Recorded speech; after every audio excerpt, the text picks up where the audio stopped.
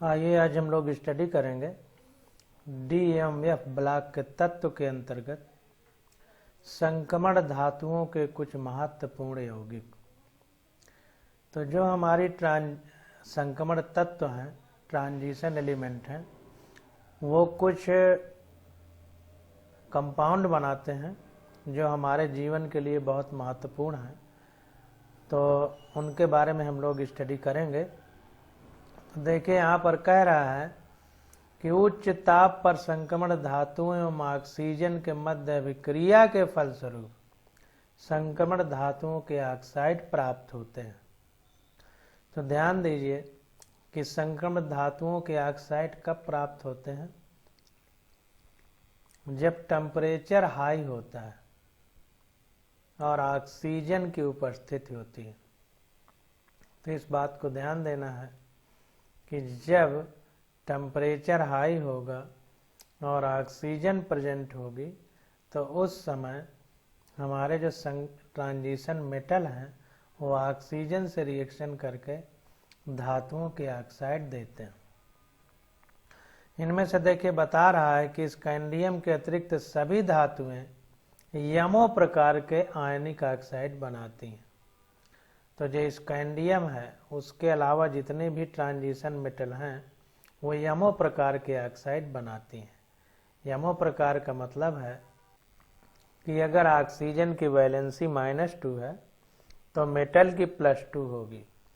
तो -2 और +2 के कारण ये एमओ आकार का बनता है। इन ऑक्साइडों में धातुओं की उच्चतम ऑक्सीकरण संख्या इनकी वर्ग संख्या के समान होती है, जैसा कि स्कैंडियम ऑक्साइड ये है Sc2O3 से Mn2O7 यौगिकों तक देखने को मिलता है। तो ध्यान देना है कि जो भी ऑक्साइड बनते हैं उन ऑक्साइडों की जो ऑक्सीकरण संख्या है वो उच्च होती है और इनकी वर्ग संख्या के समान होती है। तो जो ऑक्सीडेशन नंबर है वो वर्ग संख्या के समान होती है, जैसा कि बताया जा रहा है कि Sc2O3 से Mn2O7 यौगिकों तक देखने को ऐसा मिलता है। वर्ग 7 के पश्चात आयरन का Fe2O3 से ऊपर कोई उच्च ऑक्साइड ज्ञात नहीं है। तो ध्यान दीजिए कि वर्ग संख्या 7 के पश्चात अगर हम आयरन की बात करें तो Fe2O3 के रूप में ऑक्साइड बनाता है और इसके ऊपर कोई उच्च ऑक्साइड आयरन का हमको प्राप्त नहीं हुआ या ज्ञात नहीं है। ऑक्साइड के अतिरिक्त ऑक्सो धनायन यानी ऑक्सो कैटायन V5 को VO2 प्लस में, V6 को VO+2 में तथा TiO+2 को Ti4 स्थायित्व देते हैं। तो यहाँ पर देखिए जो वेनेडियम है वो 5 ऑक्सीकरण संख्या के साथ है और यहाँ पर 6 ऑक्सीकरण संख्या के साथ है और यहाँ पर Ti4 ऑक्सीकरण संख्या के साथ है। तो ये सारा मान के चलिए कि यहाँ से लेकर के पूरा नीचे तक इम्पॉर्टेंट है। इसकी एक एक लाइन हम लोगों को पढ़ना है। जब क्वेश्चन नीट के आएंगे तो हम इन चीज़ों को और अच्छे से समझ पाएंगे। अब देखिए आगे है धातुओं के ऑक्साइड एवं ऑक्सो ऋणायन। यहाँ पर देखिए ऑक्सो धनायन यानी ऑक्सो कैटायन की बात थी, यहाँ पर धातुओं के ऑक्साइड और ऑक्सो ऋणायन की बात हो रही है। तो देखिए यहाँ पर कहा जा रहा है कि धातुओं की ऑक्सीकरण संख्या में वृद्धि के साथ ऑक्साइडों के आयनिक गुण में कमी आती है। तो ध्यान दीजिए जैसे जैसे ऑक्सीडेशन नंबर बढ़ता है वैसे वैसे आयनिक कैरेक्टर ऑक्साइडों का घटता है। इस बात को हमें ध्यान देना है। मैग्नीज का ऑक्साइड Mn2O7 सहसंयोजी तथा हरा तेलीय पदार्थ होता है। तो कोवैलेंट नेचर होता है इसका। यहाँ तक कि CrO3 तथा V2O5 के गलनांक भी निम्न होते हैं, यानी मेल्टिंग पॉइंट इनके निम्न होंगे, लो होंगे CrO3 तथा V2O5 के। इन उच्च ऑक्साइडों में अम्लीय स्वभाव की प्रमुखता होती है। तो जो ये हाई लेवल के ऑक्साइड हैं इनका नेचर एसिडिक होता है, यानी ये एसिडिक इन नेचर होते हैं। अब आगे देखिए, कह रहा है इस प्रकार Mn2O7 से HMnO4 प्राप्त होता है। H2CrO4 तथा H2Cr2O7 दोनों ही CrO3 से प्राप्त होते हैं। तो चूंकि नेचर अम्लीय है इसलिए यहाँ पर H आ गया है, यानी हाइड्रोजन आ गया है। V2O5 उभयधर्मी होने पर भी मुख्यतः अम्लीय है और VO4-3 तथा VO2+ के लवण देता है। तो V2O5 हमारा उभयधर्मी यानी एम्फोटेरिक है। एम्फोटेरिक का मतलब है कि दो प्रकार की संयोजकताएं शो करेगा प्लस और माइनस के रूप में। तो देखिए यहाँ पर VO4-3 और VO2+ के लवण देता है, लेकिन मुख्यतः अम्लीय है, एसिडिक है, यानी एम्फोटेरिक नेचर तो है इसका, लेकिन मेनली देखा जाए तो ये एसिडिक इन नेचर है। वेनेडियम के ऑक्साइडों में क्षारकीय V2O3 से अल्प क्षारकीय V2O4 और उभयधर्मी V2O5 तक क्रमिक परिवर्तन देखने को मिलता है। अब देखिए, अगर हम V2O मतलब वेनेडियम की बात करें तो वेनेडियम के जो ऑक्साइड हैं उनमें V2O3 हमारा बेसिक इन नेचर है और V2O4 हमारा अल्प क्षारकीय यानी बहुत लो बेसिक है और V2O5 हमारा एम्फोटेरिक है, यानी एसिडिक और बेसिक दोनों नेचर शो करता है। उभयधर्मी का मतलब है कि एसिडिक और बेसिक दोनों नेचर शो करेगा। V2O4 अम्ल में विलय होकर VO+2 लवण देता है। इसी प्रकार V2O5 अम्ल तथा क्षारों से क्रिया कर क्रमशः VO4+ तथा VO4-3 देता है। तो चूंकि V2O5 हमारा उभयधर्मी है यानी एम्फोटेरिक है, तो ये एसिडिक और बेसिक दोनों नेचर शो करेगा, इसलिए अम्ल तथा क्षारों दोनों से अभिक्रिया करेगा और VO4+ तथा VO4-3 देता है। पूर्ण रूप से अभिलक्षणिक CrO अक्षारकीय है, परंतु Cr2O3 उभयधर्मी है। तो CrO हमारा बेसिक इन नेचर है, जबकि Cr2O3 हमारा उभयधर्मी यानी एम्फोटेरिक है, एसिडिक और बेसिक दोनों प्रकार के नेचर को शो करता है। अब देखिए, एक एक कंपाउंड के बारे में अब हम स्टडी करेंगे। तो पहले हमारा आ जाता है पोटेशियम डाइक्रोमेट, जिसको K2Cr2O7 फार्मूला से नवाजा जाता है, या K2Cr2O7 इसका केमिकल फार्मूला होता है। तो पोटेशियम डाइक्रोमेट चर्म उद्योग के लिए महत्वपूर्ण रसायन है। तो जो हमारे चमड़े के उद्योग हैं उनमें पोटेशियम डाइक्रोमेट यानी K2Cr2O7 का बहुत महत्वपूर्ण योगदान है। तो इसको अंडरलाइन कर लीजिए। कह रहा है इसका उपयोग कई एजो यौगिकों को बनाने में ऑक्साइड के रूप में किया जाता है। तो बहुत सारे एजो कंपाउंड हैं, उनको बनाने के लिए ऑक्सीकारक यानी ऑक्सीडाइजिंग एजेंट के रूप में K2Cr2O7 का उपयोग किया जाता है। कहाँ? चर्म उद्योग में, यानी चमड़े वाले उद्योग में।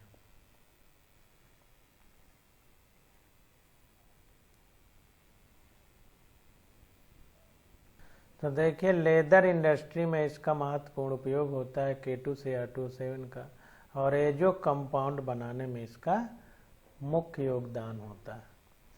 अब आगे देखते हैं। कह रहा है डाइक्रोमेट को सामान्यतः क्रोमेट से बनाया जाता है। क्रोमाइट अयस्क FeCr2O4 को जब वायु की उपस्थिति में सोडियम या पोटेशियम कार्बोनेट के साथ संगलित किया जाता है तो क्रोमेट प्राप्त होता है। तो ध्यान दीजिए कि यहाँ पर कह रहा है कि which etern are obtained by the fusion of chromite ore, यानी संगलित का मतलब फ्यूजन होता है। तो जब फ्यूजन किया जाता है इसको FeCr2O7 और Na2CO3 के साथ, तो हमारा क्रोमेट प्राप्त होता है, ये कहने का मतलब है। तो क्रोमाइट की सोडियम कार्बोनेट के साथ अभिक्रिया नीचे दी गई है। तो क्रोमाइट की सोडियम कार्बोनेट के साथ क्या अभिक्रिया होती है उसके बारे में नीचे दिया गया है। तो 4FeCr2O4 plus 8Na2CO3 plus 7O2 इनकी रिएक्शन होगी तो 8 molecule Na2CrO4 plus 2Fe2O3 plus 8CO2 बनता है।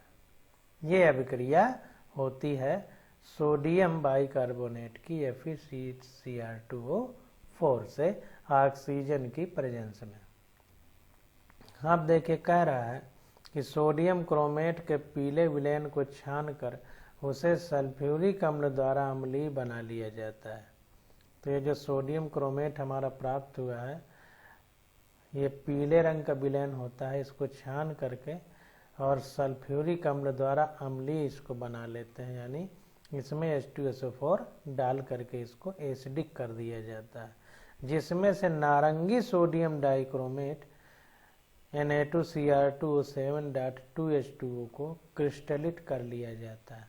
अब जब इसमें एसिड मिला लेते हैं तो जो पीले रंग का सोडियम क्रोमेट है ये नारंगी कलर का हो जाता है और फिर इसको Na2Cr2O7.2H2O यानी इसमें पानी की भी मात्रा रहेगी उसको क्रिस्टलित कर लिया जाता है, यानी छोटे छोटे क्रिस्टल बना लिए जाते हैं। अब आगे देखिए क्या होता है कि Na2CrO4 की एसिडिक मीडियम में जब रिएक्शन कराई जाती है तो Na2Cr2O7 plus 2Na plus H2O बन जाता है। तो सोडियम डाइक्रोमेट की विलेयता पोटेशियम डाइक्रोमेट से अधिक होती है, इस बात को ध्यान रखना है। तो सोडियम डाइक्रोमेट पोटेशियम डाइक्रोमेट से अधिक विलेय है, इसलिए सोडियम डाइक्रोमेट के विलयन में पोटेशियम क्लोराइड डालकर पोटेशियम डाइक्रोमेट प्राप्त कर लिया जाता है। तो चूंकि सोडियम डाइक्रोमेट पोटेशियम डाइक्रोमेट की तुलना में ज़्यादा सॉल्यूबल है, इसलिए हम लोग क्या करते हैं कि सोडियम डाइक्रोमेट के विलयन में पोटेशियम क्लोराइड डाल देते हैं KCl। तो KCl क्या करता है Na से Cl रिएक्शन करके NaCl बना देता है और पोटेशियम Cr2O7 से रिएक्शन करके K2Cr2O7 बना लेता है। अब देखिए क्या होता है, पोटेशियम डाइक्रोमेट के नारंगी रंग के क्रिस्टल क्रिस्टलीकृत हो जाते हैं। तो जो पोटेशियम डाइक्रोमेट है K2Cr2O7 इसके नारंगी रंग के क्रिस्टल हमको प्राप्त हो जाते हैं। जलीय विलयन में क्रोमेट तथा डाइक्रोमेट का अंतर रूपांतरण होता है जो विलयन के pH पर निर्भर करता है। तो क्या होता है कि जलीय विलयन जो है हमारे पास उसमें क्रोमेट डाइक्रोमेट के रूप में स्वतः परिवर्तित हो जाता है और ये परिवर्तन हमारा क्या होता है pH मान पर डिपेंड करेगा। तो क्रोमेट तथा डाइक्रोमेट में क्रोमियम की ऑक्सीकरण संख्या समान होती है, इस बात को ध्यान देना। तो क्रोमेट और डाइक्रोमेट में क्रोमियम की ऑक्सीकरण संख्या समान है। तो अब क्या होता है कि यहाँ पर देखें Cr2O4 एसिडिक मीडियम में Cr2O7-2 प्लस H2O में बदल जाता है और फिर ये Cr2O7-2 ये बेसिक मीडियम में CrO4-2 में बदल जाता है और पानी अलग हो जाता है। इस तरह से रिएक्शन होती है। यहाँ पर देखिए क्रोमेट आयन और डाइक्रोमेट आयन के फिगर दिए गए हैं, तो इन फिगर को आराम से देखना है। आपके पास बुक होगी तो इनको अच्छे से देखना है। दोनों में -2 वैलेंसी है और दोनों की ऑक्सीकरण संख्या यानी ऑक्सीडेशन नंबर सेम है। अब देखिए कह रहा है कि क्रोमेट आयन Cr2O4-2 तथा डाइक्रोमेट आयन Cr2O7-2 की संरचनाएं नीचे दी गई हैं। क्रोमेट आयन चतुष्फलकीय है जबकि डाइक्रोमेट आयन में 2 चतुष्फलकों के शीर्ष आपस में साझेदारी किए रहते हैं, जिसमें CrOCr आबंध कोण का मान 126 डिग्री होता है। तो ध्यान दीजिए कि जो क्रोमेट आयन है हमारा ये चतुष्फलकीय यानी टेट्राहेड्रल होता है, जबकि डाइक्रोमेट में 2 चतुष्फलक, एक ये ऑक्सीजन के साथ एक Cr और Cr बांड होता है, जिसमें बांड के बीच का जो एंगल होता है वो 126 डिग्री होता है। ये बात निकल करके सामने आई है। अब देखिए आगे कह रहा है कि सोडियम तथा पोटेशियम डाइक्रोमेट प्रबल ऑक्सीकरण कर्मक का कार्य करते हैं, यानी स्ट्रांग ऑक्सीडाइजिंग एजेंट होते हैं। सोडियम लवण की जल में विलेयता अधिक होती है तथा यह कार्बनिक रसायन में ऑक्सीकरण कर्मक के रूप में अत्यधिक प्रयुक्त किया जाता है। तो जो हमारा सोडियम साल्ट है, जल में इसकी सॉल्युबिलिटी ज़्यादा है, जैसा कि हम ऊपर पढ़े हैं, इसीलिए ऑक्सीडाइजिंग एजेंट के रूप में हम सोडियम क्रोमेट डाइक्रोमेट का उपयोग ज़्यादा करते हैं। पोटेशियम डाइक्रोमेट का उपयोग आयतन मितीय विश्लेषण यानी वॉल्यूम स्टिक्योमेट्री में प्राथमिक मानक के रूप में किया जाता है। अम्लीय माध्यम में डाइक्रोमेट आयन की ऑक्सीकरण क्रिया निम्न प्रकार से प्रदर्शित की जा सकती है। तो देखिए एसिडिक मीडियम में डाइक्रोमेट आयन की रिएक्शन हो रही है, तो Cr+3 और पानी के 7 मॉलिक्यूल प्राप्त होते हैं। यहाँ पर स्टैंडर्ड इलेक्ट्रोड पोटेंशियल की वैल्यू क्या है, 1.33 वोल्ट। तो इस प्रकार अम्लीय पोटेशियम डाइक्रोमेट आयोडाइड का ऑक्सीकरण आयोडीन में, सल्फाइड का सल्फर में, टिन सेकंड का टिन 4 में तथा आयरन सेकंड लवण का आयरन थर्ड लवण में करेगा, यानी फेरस का फेरिक में, टिन की +2 वैलेंसी से +4 कर देगा, सल्फर सल्फाइड का सल्फर में, इस तरह से ऑक्सीकरण कर देता है। अब यहाँ पर देखिए दिखाया गया है कि आयोडाइड आयन है, इसका 3I2 + 6 इलेक्ट्रॉन इससे निकलेंगे, यानी I2 बना देता है। सल्फाइड से सल्फर बना देता है। टिन Sn+2 की स्थिति है, इसमें Sn+4 में बदल देता है। Fe+2 कंडीशन में +3 कंडीशन में बदल देता है। तो इस प्रकार से ये ऑक्सीकरण करता है। अब देखिए कह रहा है कि संपूर्ण आयनिक अभिक्रिया को पोटेशियम डाइक्रोमेट की ऑक्सीकरण अर्ध अभिक्रिया तथा अपचयकों की अपचयन अर्ध अभिक्रिया को जोड़कर प्राप्त किया जा सकता है।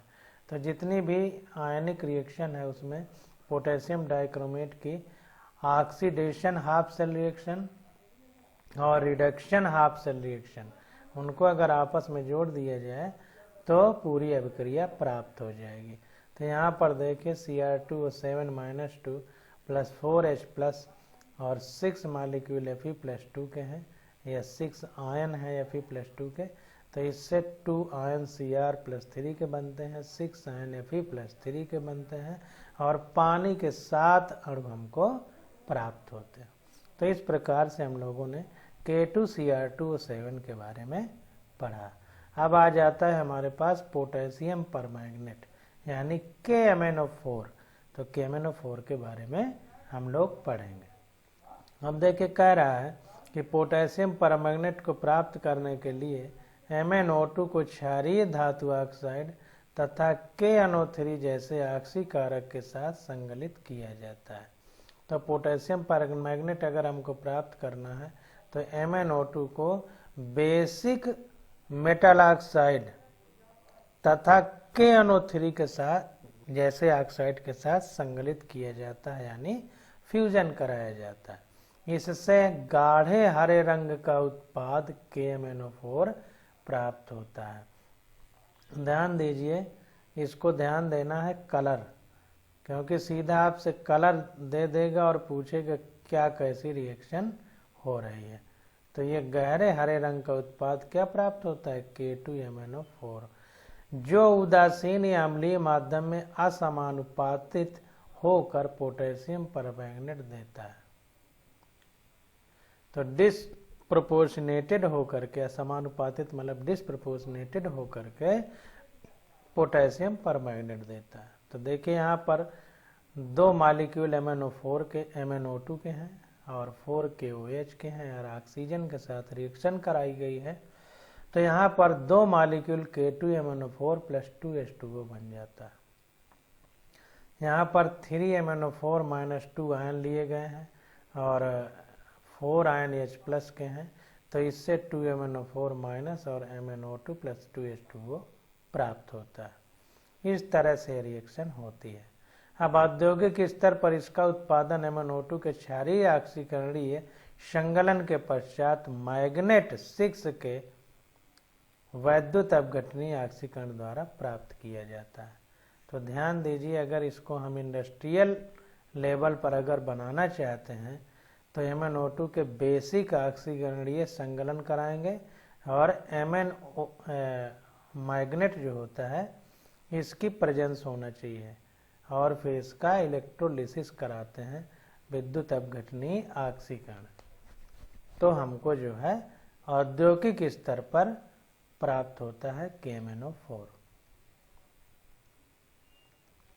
अब देखिए यहाँ पर दिखाया गया है रिएक्शन, तो MnO2 की KOH के साथ संगलन Y या KNO3 के साथ ऑक्सीकरण।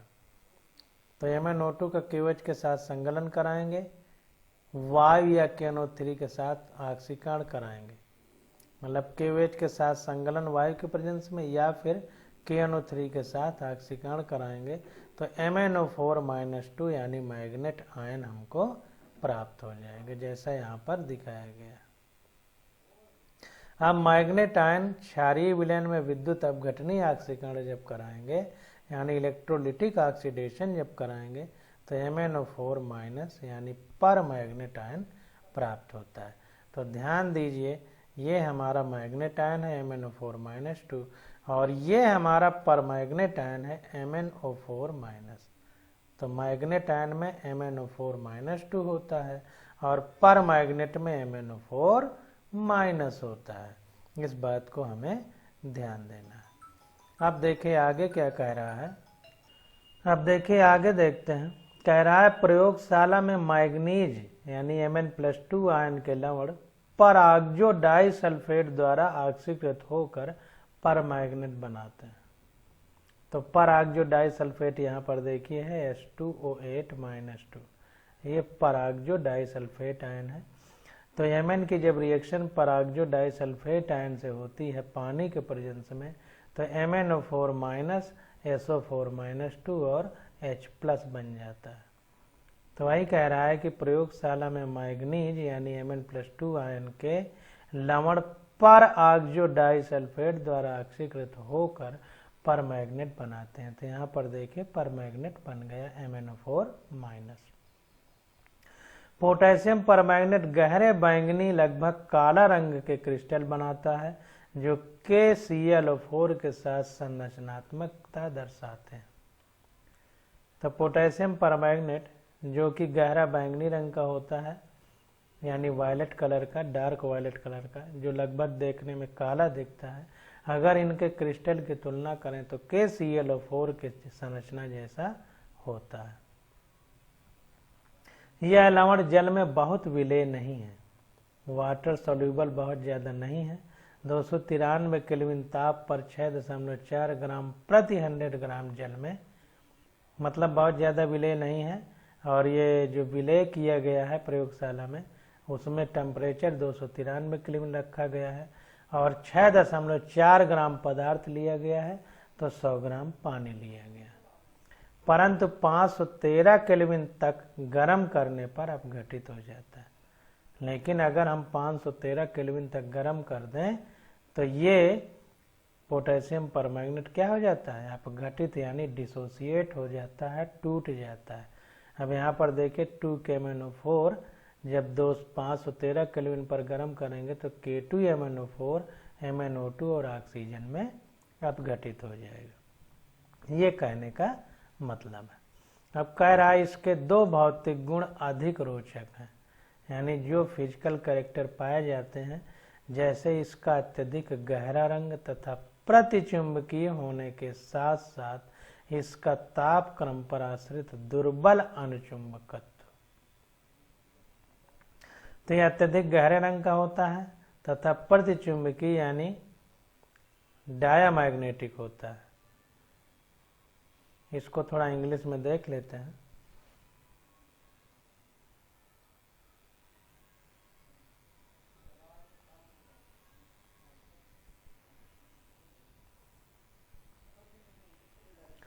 देखिए कह रहा है कि it has two physical properties of considerable interest, its intense colour, इसका गहरा रंग, and its diamagnetic along with temperature dependent weak paramagnetic. तो जनरली ये डायामैग्नेटिक होता है यानी प्रतिचुंबकीय होता है, लेकिन ताप क्रम के साथ साथ यह वीक पैरामैग्नेटिक भी होता है। ये कहने का मतलब है डायामैग्नेटिज्म शो करता है, along with temperature dependent weak paramagnetic भी होता है। पैरामैग्नेटिक का मतलब अनुचुंबकीय, डायामैग्नेटिक का मतलब प्रतिचुंबकीय। अब देखिए आगे कह रहा है इन्हें अणुकक्षक सिद्धांत द्वारा समझाया जा सकता है जो कि इस पुस्तक की सीमा के बाहर है।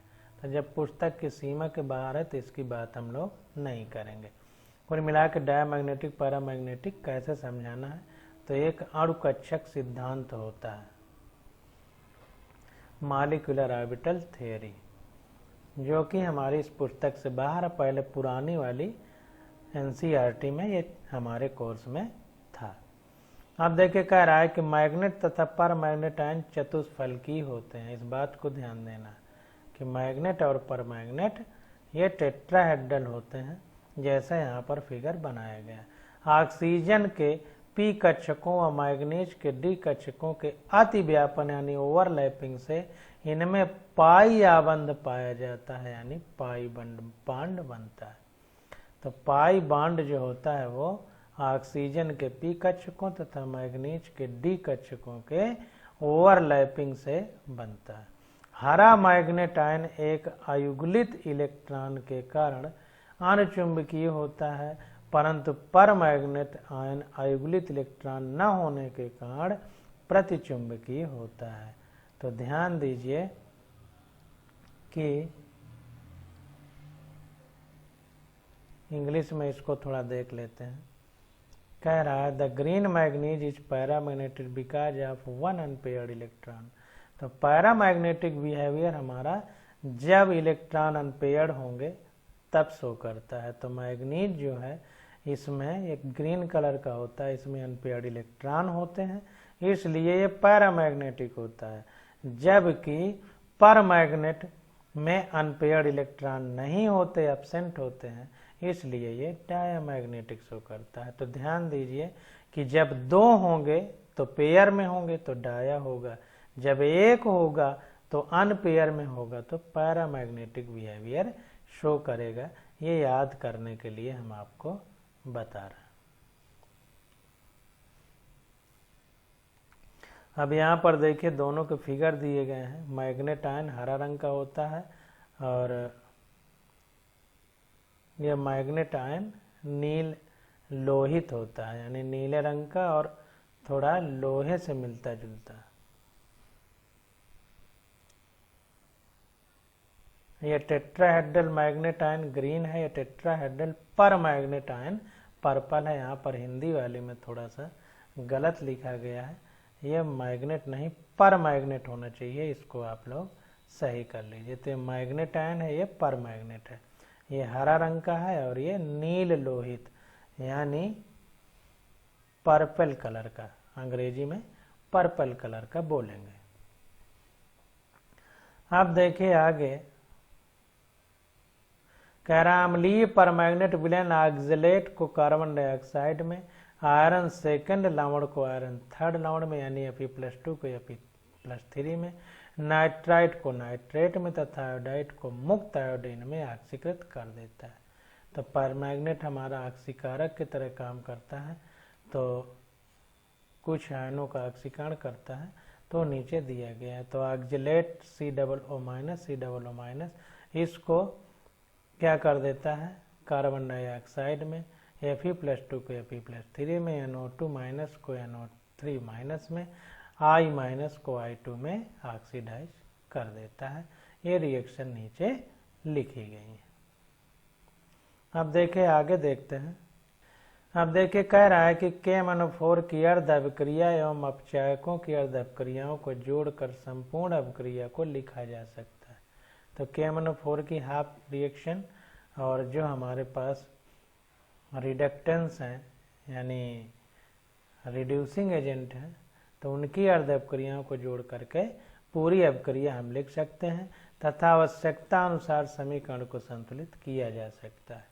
यदि हम परमैग्नेट के मैग्नेट, मैग्नीज ऑक्साइड तथा मैग्नीज सेकेंड लवणों में अपचयन की अर्ध अपक्रियाओं को निम्न रूप से प्रदर्शित करें, तो रिडक्शन वाली हाफ सेल रिएक्शन है, तो MnO4 माइनस से इलेक्ट्रॉन जुड़ेगा तो MnO4-2 बन जाएगा। इस समय standard electrode potential plus 0.56 volt है। इसी प्रकार MnO4 माइनस की 4H प्लस से रिएक्शन होगी, इसमें 3 इलेक्ट्रॉन जब जुड़ेंगे तो रिडक्शन होगा तो MnO2 प्लस 2H2O बन जाएगा। MnO4 minus plus 8H plus में 5 इलेक्ट्रॉन जुड़ेंगे यानी रिडक्शन होगा तो Mn प्लस 2 और 4H2O बन जाएगा। स्टैंडर्ड इलेक्ट्रोड पोटेंशियल इधर दिया गया है। तो देखिए कह रहा है कि तो हम भली प्रकार देख सकते हैं कि विलयन में हाइड्रोजन आयन की सांद्रता अभिक्रियाओं को प्रभावित करने में महत्वपूर्ण भूमिका निभाती है। यानी यहाँ पर देखिए हाइड्रोजन आयन की सांद्रता अलग है, यहाँ पर अलग है। जब सांद्रता यानी कंसंट्रेशन अलग है तो यहाँ पर जो एलिमेंट बन रहे हैं या कंपाउंड बन रहे हैं या आयन बन रहे हैं वो भी अलग अलग हैं। तो ध्यान दीजिए हाइड्रोजन आयन की कंसंट्रेशन रिएक्शन को प्रभावित कर रही है। यद्यपि कई अभिक्रियाओं को रिडॉक्स विभव की सहायता से समझाया जा सकता है, यानी रिडॉक्स पोटेंशियल की सहायता से हम कई रिएक्शन को समझा सकते हैं, लेकिन अभिक्रिया की गतिकी भी एक महत्वपूर्ण कारक है। यानी जो रिएक्शन है उसकी जो गतिकी है वो भी महत्वपूर्ण भूमिका निभाती है। परमैग्नेट आयन द्वारा H प्लस = 1 पर जल को आकृतित किया जाना चाहिए, परंतु ये प्रायोगिक रूप से अभिक्रिया धीमी होती है जब तक कि Mn+2 आयन उपस्थित ना हो अथवा तापक्रम बढ़ाया न जाए। तो परमैग्नेट आयन की जब H+ से रिएक्शन होती है तो जल को आकृतित किया जाना चाहिए परमैग्नेट आयन द्वारा। H+ पर जल को आकृतित किया जाना चाहिए यानी एसिडिक मीडियम पर। लेकिन होता क्या है कि रिएक्शन बहुत धीमे होती है तो Mn+2 उसमें डाला जाता है और टेम्परेचर बढ़ाया जाता है, तब जाकर रिएक्शन तेजी से हो पाती है। अब देखिए कह रहा है कि MnO4 की कुछ महत्वपूर्ण ऑक्सीकरण अभिक्रियाएं निम्नलिखित, जैसे अम्लीय विलयन में तो पोटेशियम आयोडाइड से आयोडीन प्राप्त होती है तो 10I- + 2MnO4- + 16H+, इससे 2Mn+2 और H2O + 5I2 बनता है। Fe+2 आयन हरा होता है, इससे Fe+3 यानी पीले में परिवर्तन करता है। जाहिर सी बात है कि ऑक्सीकरण कराता है। तो Fe+2 MnO4- + 8H+ से रिएक्शन होती है तो Mn+2 4H2O और 5Fe+3 बन जाता है। कुल मिला के Fe+2 से Fe+3 बनता है। इसी प्रकार से देखिए कह रहा है कि 333 केल्विन पर ऑक्जेलेट आयन अथवा ऑक्जेलिक अम्ल का ऑक्सीकरण होता है तो 5C2O4- 2 + 2MnO4- + 16H+ से रिएक्शन होती है तो 2Mn+2 + H2O + 10CO2 प्राप्त होता है यानी ऑक्सीकरण होता है। तो ये सारी रिएक्शन हम लोग ऊपर देख चुके हैं। हाइड्रोजन सल्फाइड का सल्फर में ऑक्सीकरण, जिसमें सल्फर अवक्षेपित हो जाता है यानी सल्फर नीचे थक्के के रूप में जम जाता है या प्रेसिपिटेटेड हो जाता है। तो H2S से 2H+ + S-2 बन जाएगा। S-2 के 5 मॉलिक्यूल या आयन प्लस 2MnO4- + 16H+ से 2Mn+2 + 8H2O + 5 सल्फर मॉलिक्यूल या 5 सल्फर आइटम हमको प्राप्त होता है। सल्फर अम्ल या सल्फर एलिमेंट हमको प्राप्त होता है। सल्फ्यूरस अम्ल तथा सल्फाइड का सल्फेट अथवा सल्फ्यूरिक अम्ल में ऑक्सीकरण करा देता है। तो यहाँ पर देखिए 5SO3- 2 + 2MnO4- + 6H+ से 2Mn+2 + 3H2O + 5SO4- 2 बन जाता है। नाइट्राइट का नाइट्रेट में ऑक्सीकरण करा देता है तो NO2 माइनस से NO3 माइनस बन जाता है। तो 5NO2 minus plus 2MnO4 minus plus 6H plus से 2Mn plus 2 plus 5NO3 minus plus 3H2O बनता है। कुल मिलाकर हमें इतना ध्यान देना है कि नाइट्राइट को नाइट्रेट में ऑक्सीकृत करता है, सल्फ्यूरस अम्ल को सल्फाइड या सल्फेट तथा सल्फ्यूरिक अम्ल में ऑक्सीकृत करता है। ये मोटी मोटी बातें हमको याद रखना है। अब देखिए उदासीन अथवा दुर्बल क्षारीय माध्यम में, अब अगर बेसिक या न्यूट्रल मीडियम हो तब क्या होता है, तो ध्यान देने योग्य अभिक्रिया है आयोडाइड का आयोडेट में परिवर्तन। तो 2MnO4 minus plus H2O plus I minus से रिएक्शन होती है, तो 2MnO2 plus 2OH minus plus IO3 minus बनता है। तो ध्यान देने योग्य चूंकि अभिक्रिया है इसलिए इसको हम लोग अंडरलाइन करेंगे। अब आगे देखें, थायोसल्फेट का सल्फेट में लगभग मात्रात्मक रूप से ऑक्सीकरण होता है, यानी क्वांटिटेटिव नॉट क्वालिटेटिव। तो 8MnO4 minus plus 3H2O3 minus 2 plus H2O, तो इससे 8MnO2 plus 6SO4 minus 2 plus 2OH minus बन जाता है। तो थायोसल्फेट यानी H2O3 माइनस का सल्फेट में ऑक्सीकरण करवा देता है। मैग्नीज लवण का MnO2 में ऑक्सीकरण जिंक सल्फेट अथवा जिंक ऑक्साइड की उपस्थित अभिक्रिया को उत्प्रेरित करती है, यानी इंड्यूट करती है, यानी एक कैटालिसिस की तरह यूज किए जाते हैं। कौन? जिंक ऑक्साइड की उपस्थित या जिंक सल्फेट। तो 2MnO4 minus plus 3Mn plus 2 plus 2H2O, इससे 5MnO2 प्लस 4H प्लस बन जाता है। यहाँ पर जिंक ऑक्साइड या जिंक सल्फेट हमारा उत्प्रेरक यानी कैटालिस्ट की तरह यूज होता है।